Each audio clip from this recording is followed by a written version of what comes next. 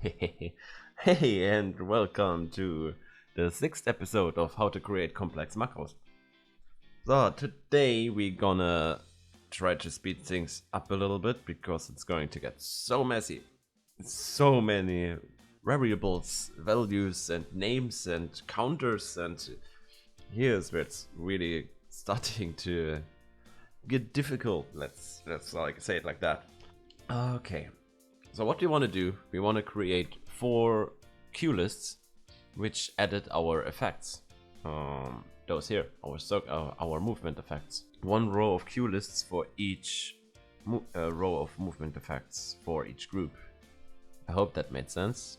Anyway, it's gonna be one for direction, backwards and forwards, 1 for groups, 0, 2, 3, 4, 8 and 6, 16 groups. Yeah. 1 for blocks, 0, 2, 3 and 4 blocks, and 1 for phase. We're just gonna change the phase from 0 to 360, 0 to 270, down to 0 in 4 steps.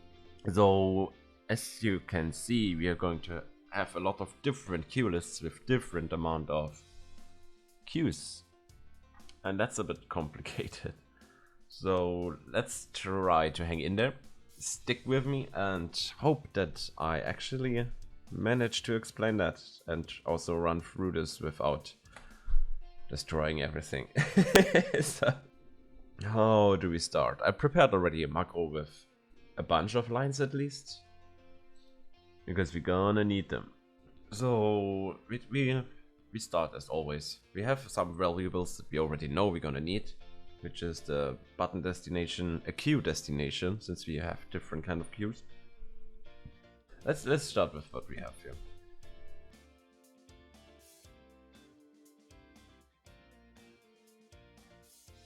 We set our group ID as always to 1. Then we have the button destination. It's going to be 112. As you see here, we're gonna start with the first one. So button destination 112, then we have the cue destination.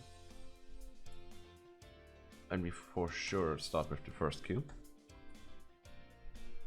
And that's everything I can think of right now.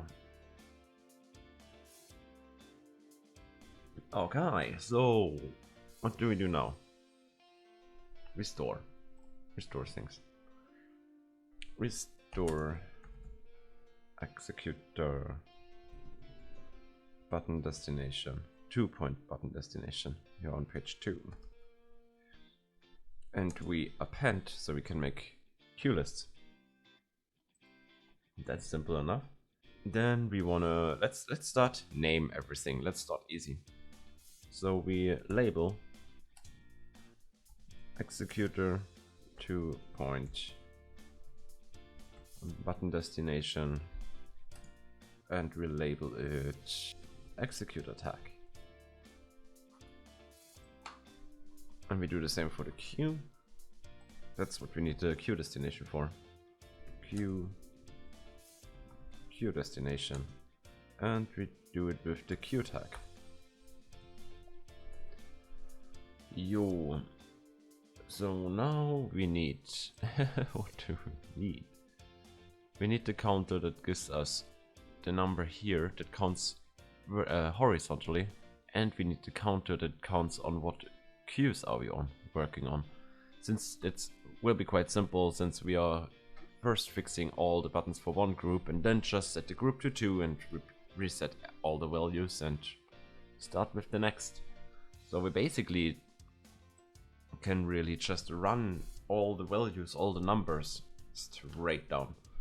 So that should be quite easy, but will take some time.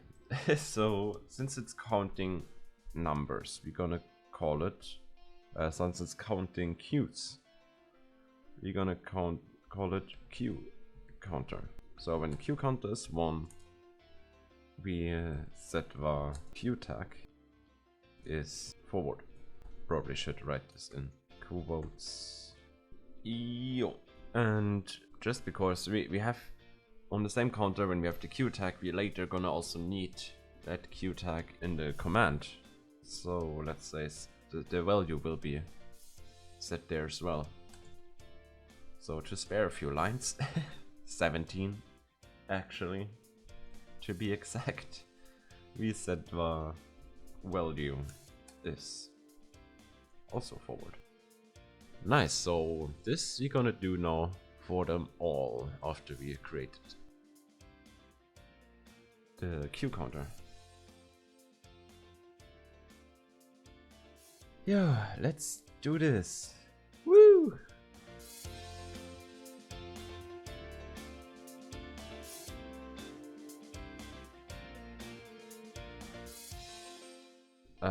Little info here. 0 is actually a command. Here we really want the quotes to come with. Otherwise we really mess things up.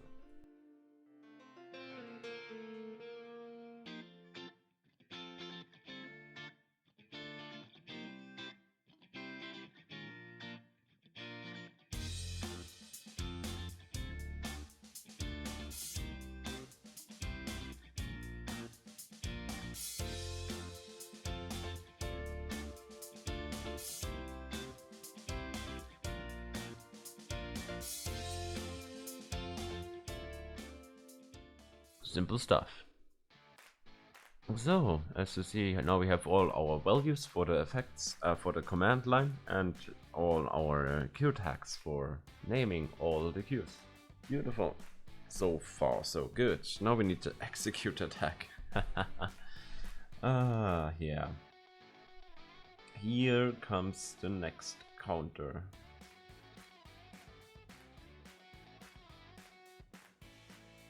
Yeah, that should do it.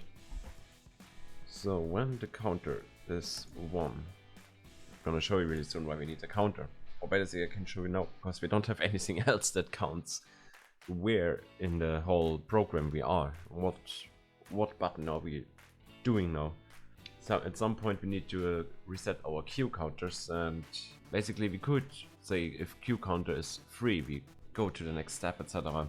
But then we are even less flexible as we are already. So then I want to try to make everything as less dependent on each other.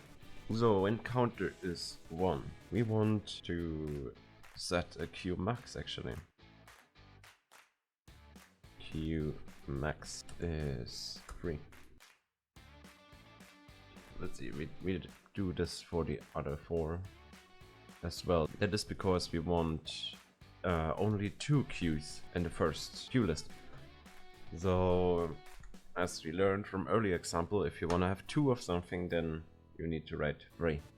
The same here now. So for the second Q list we want to have 7 Qs. We could later on create an extra queue where we can ask like how many Qs, how many values, what values. So make everything rather flexible. That's actually interesting. I think we're gonna make later on this last video, we're gonna create a sentient macro or something. That sounds interesting.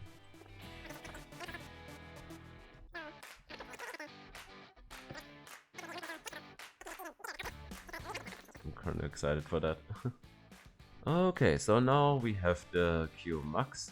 Now we also need the executor name, executor tag, which I kinda wanna have here actually. Since here we do names.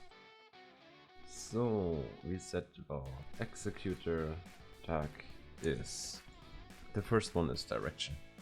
So when counter is 1, we use executor tag direction. At 2 it's going to be groups. And this is exactly why it works, because it's written groups, not group, so it doesn't count as a command. And we can have it without triple quotes, which is quite important. So the search executor tag is blocks. When counter is 4, we want the face. So far so good. Now we have all our names. Now those would actually already work. Let's just check it out. Well, this didn't work at all. Of course, we don't have a counter yet. I think I forgot that. Yeah, let's create that one real quick.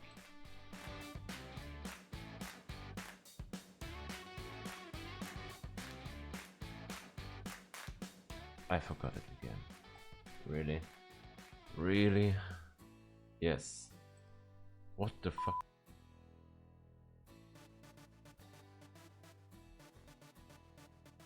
Oh, it is a command. Ooh, that's not good.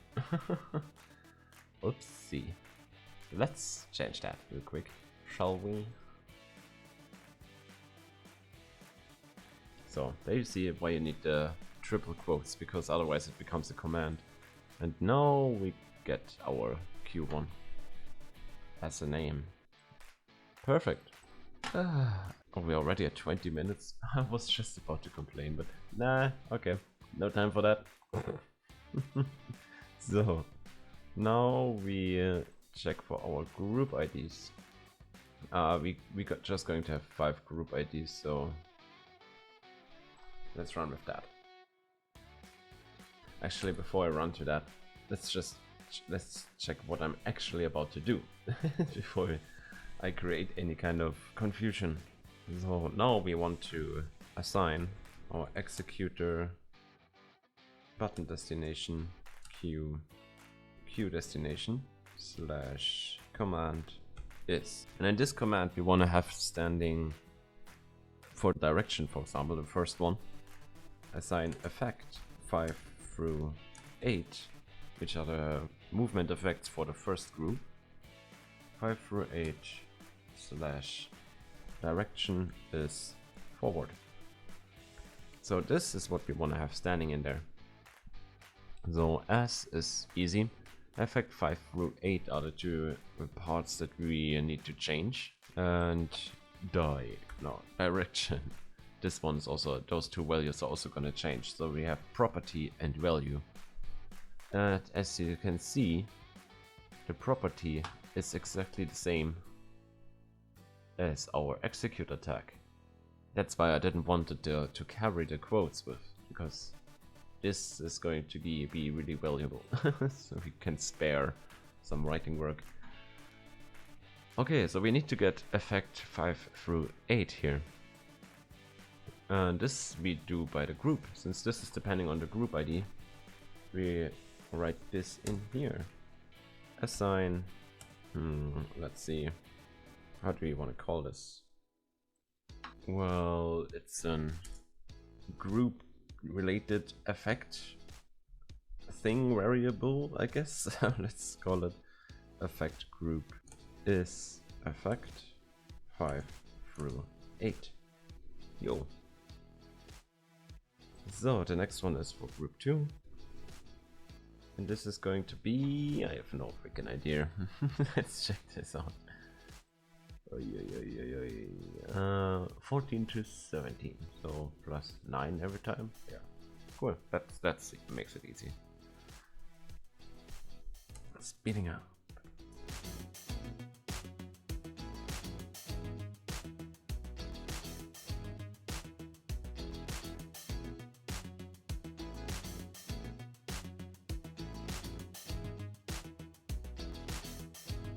Okay, here we go with that.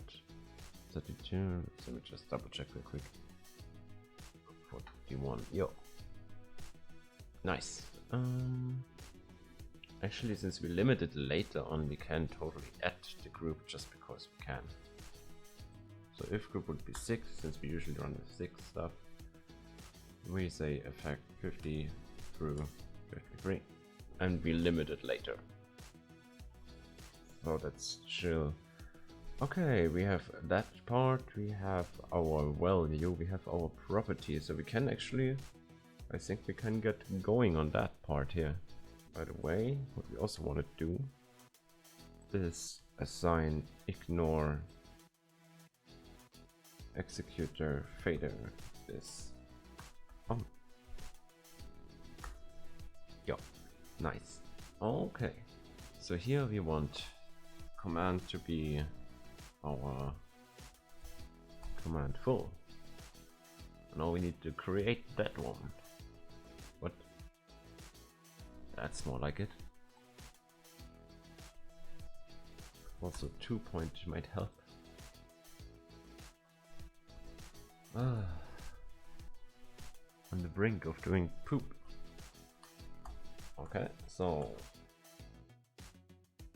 we want to set var command full is single quote, double quote, so we carry that one with. Assign empty space, single quote. That's easy. Easy peasy, so let's do the next one. So as next we want to get the variable effect group single. I did it single, right? Did I? I did, yeah. Nice. Oh, we not set var, at var. So now we have standing quote assign effect 5 through 8. Now we add even more. And we want to have empty space slash. Yup. After this we want our execute tag, which is going to be our property. And then we need a simple equals. I know I could make all those lines behind each other in one line, but yeah, I want to see what's going on. It's probably easily ending up like here, and then we can't see Shiosa. Okay, so now we need the value that we wrote, and we need a single double quote. Okay, well, let's try this out.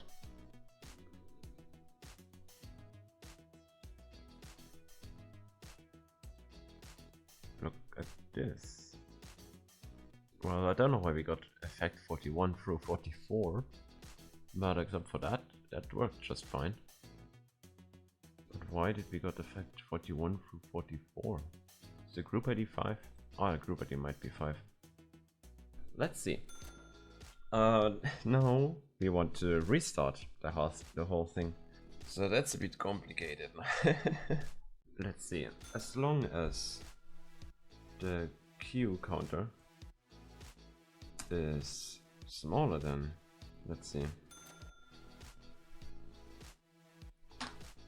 How are we doing this now? So we need to add to Q counter every time. Oh yeah. No, I get it. Okay, as long as not Q counter. We need a sub counter. Also we need an extra counter, and this one is now counting under the surface. So as long as sub counter is smaller than Q max. What the heck am I doing here? So as long as Q counter is smaller than Q max, we add to sub counter, I guess. Is 1. Yeah, exactly. We want to add to the sub counter, but we also want to add to the Q counter. Exactly. So we have this. We run through it, and then we add to the Q counter, which is then 2, and we also want to add to the Q destination. So we handle the next Q right here when we name it and fill in the command. So add var Q destination. That's cool. That's very cool. And as soon as it hits Q max, so if the sub counter is the same as Q max, we add the var group ID. No, not the group ID. What am I doing? We add var the button destination. We go to the next button. We add var to the counter, so we handle the next property. Counter, and let's see.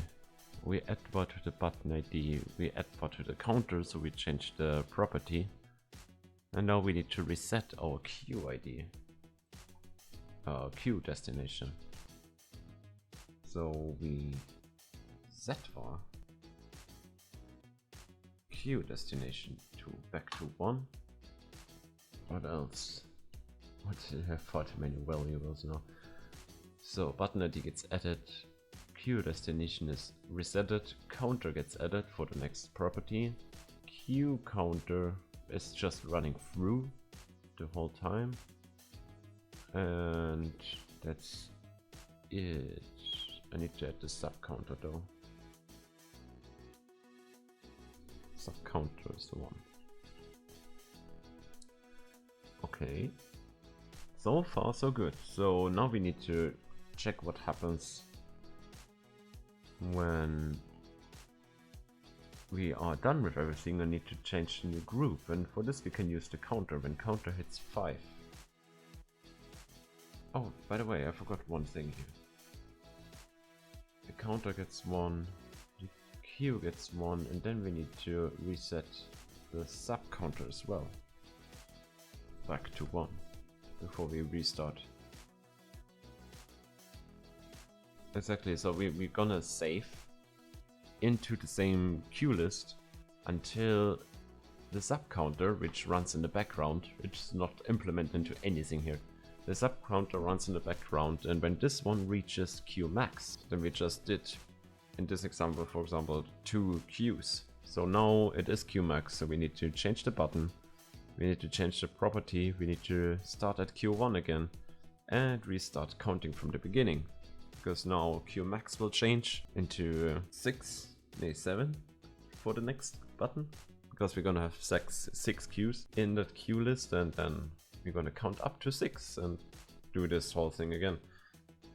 So what happens now if counter hits 5? We're going to have a total of 4 buttons, so when counter gets added in the end and it hits 5, we need to add to our group ID. Let's copy that. We need to add to our group ID. We need to add to our button destination. Button destination 11, just like in the previous macro. So we come from here, from here. 1, 2, 3, 4, 5, 6, 7, 8, 9, 10, 11. Is it actually 12? I'm confused. Oh no, we added one already before. So yeah, that's fine. That's totally fine. Exactly, we are adding one here, and then we are adding one more down here.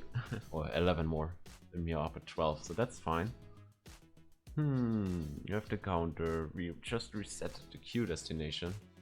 Actually, I think I wanna, just to be sure, to have reset the queue destination. Shouldn't be an issue, but having things in order is really crucial. So we add the button destination, set queue destination. Actually, now it looks messy. I want it otherwise. Nicer. Okay, we are still here. I think that's actually it. Isn't it? Nah, for sure it isn't. What the heck was I thinking? So after this, the counter is 5. We need to reset the counter, actually. Counter to 1, since we want to start with the first property again, direction. What? Counter is 1. And with the first property, we also want to start again with the first value. So we need to reset the queue counter to 1 as well. Set, not that. Please. Here the same. I think we did it. And I think I destroyed my mouse as well. I'm kind of overusing it here. This is more variables than actual code. This is actually the only piece of code here that we're doing. The rest is just adjusting stupid variables. I can't believe it. Okay, now as long as group ID is smaller than the variable group ID is smaller than group pose. Go to macro. How do we name that one now? Create CueLists, I guess. Yeah. Copy that. Oh yeah, my mouse is really giving up. Damn it. on. Shit.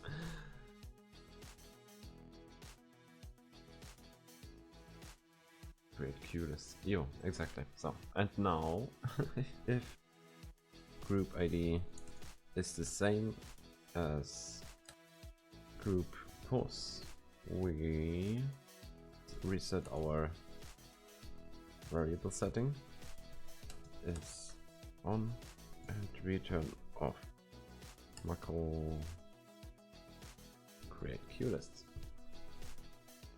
Okay, I think we did it in just 48 minutes. Woo!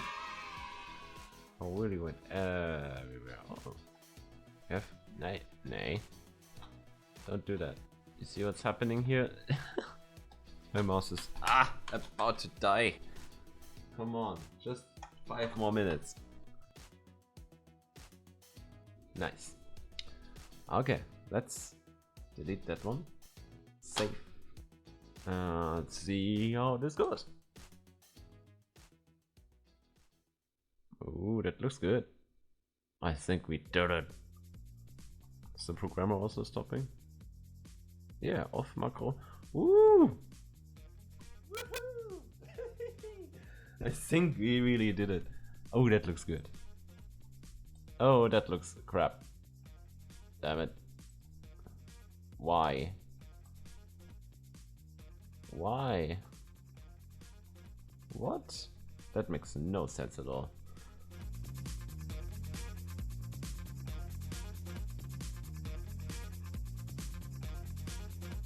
Weird. Very weird.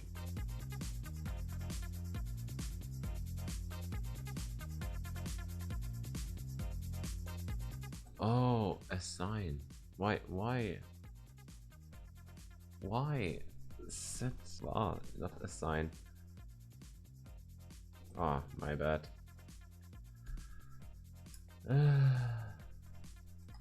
Well, just like always, what would this video be without troubleshooting? Well, oh my god, my mouse is really giving up on me.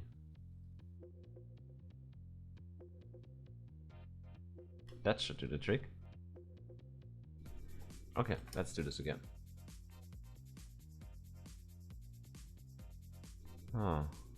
At least this does work now.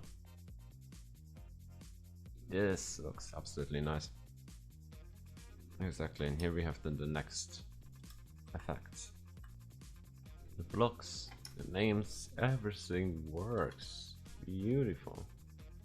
The only thing that doesn't is the ignore executor time effect. So assign executor to point button destination. That's right. Slash ignore exec. Not exec fate, exec time. Last try. This gotta work now.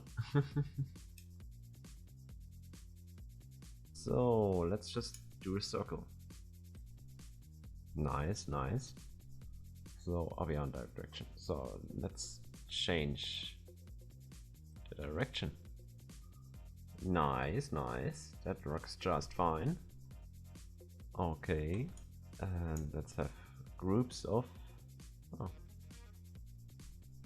that's groups of 2. Groups of 3. Or 3 groups, better say it, and 4 groups. Let's do 2 groups again.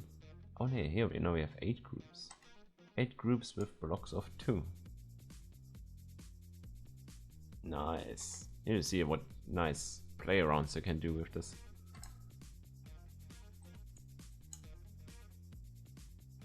Two groups, blocks of 4.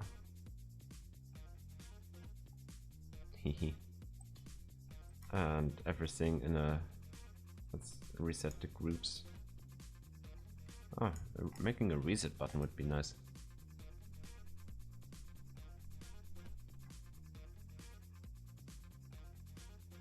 So you see, this works just like a charm.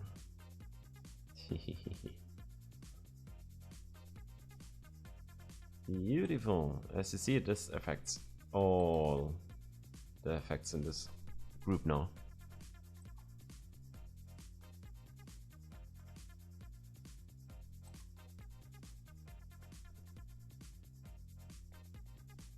Oh, I have the demo on. This doesn't work now.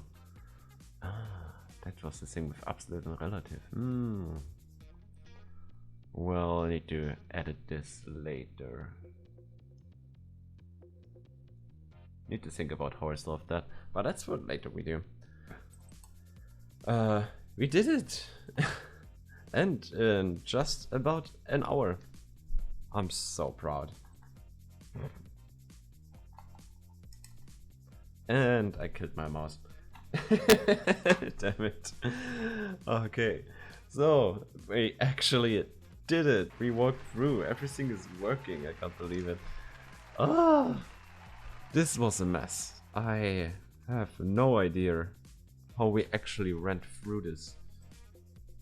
There's so many variables and counters, and actually we made it this time much more cleaner than the last time I did that. That looked like this. I sorted it by property instead of group, so that was a lot messier. I guess about the same size, actually much bigger. Yeah, so you see we did a really great job here. Much less mess and about the same amount of... we got it actually a lot shorter.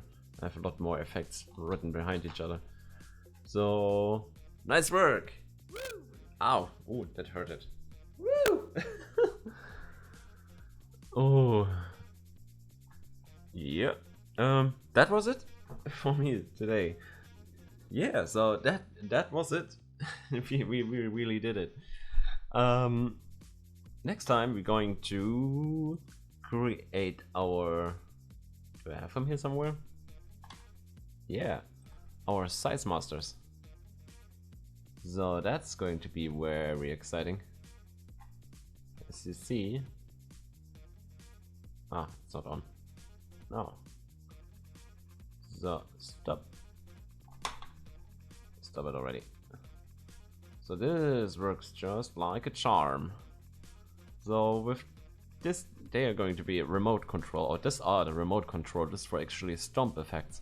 The fun thing is, which is also might be even useful for later use for you, is we're going to create this whole thing in here in the setup and remote inputs.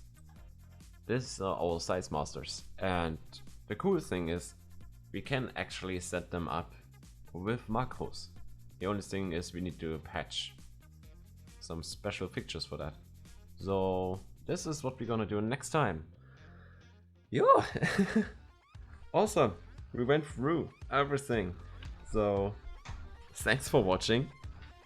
Keep adding me on Facebook, Insta or LinkedIn if you have questions or just wanna chat around, hang out, and stay tuned. See you in the next video. Ciao.